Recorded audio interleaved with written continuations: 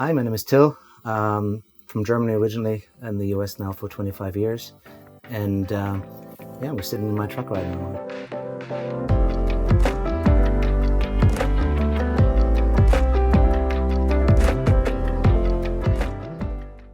When the idea was born 6 years ago, I got sick on boats, but I'd love to travel the world, same with my wife. So how do we do this in a nice niche manner without being in RV parks? So the idea was born, we have to get a overland expedition type of vehicle.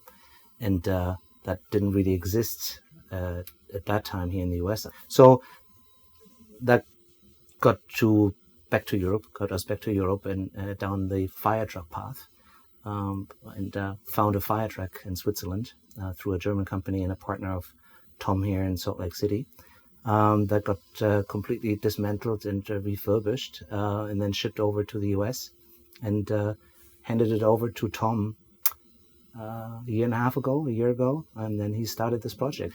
Yeah, the idea of deciding to go for a Mercedes-Benz old fire truck was that it's robust diesel motor technology without computers. So this thing doesn't have a computer. It's 25 years old, but it was built in a generation of Mercedes trucks that was super robust. The motors were designed to run 1 million miles before its first revision. So I was worried about, because I'm a technical guy, I was worried about longevity and being able to fix things on my own. So I needed a solid platform that is reliable.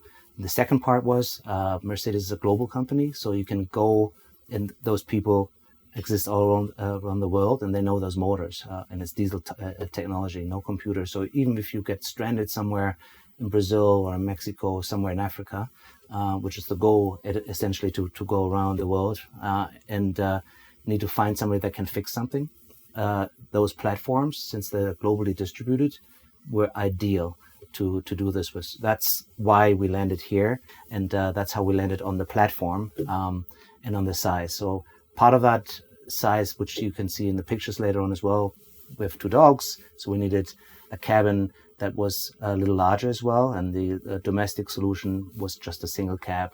You could sit side by side, but you have no room behind you, and the large dogs needed space behind us to lounge, so we needed a double cab basically, which is what we have here. So also more rare to find. Yeah, so that's the Mercedes story.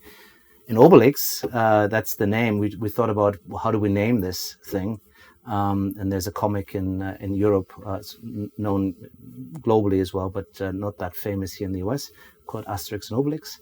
Obelix is sort of the big, chunky monkey guy, loyal companion, friend, always ready for adventure, who fell into a miracle juice soup when he was a young boy. So he has infinite strength at his disposal at all the times. And yeah, I felt that was a good connection with this truck, because it's a chunky monkey as well, and it's gray, and that was the name of Obelix. The backdrop story there is my dad worked for the publishing house in Europe for many years that did publish this comic throughout the world.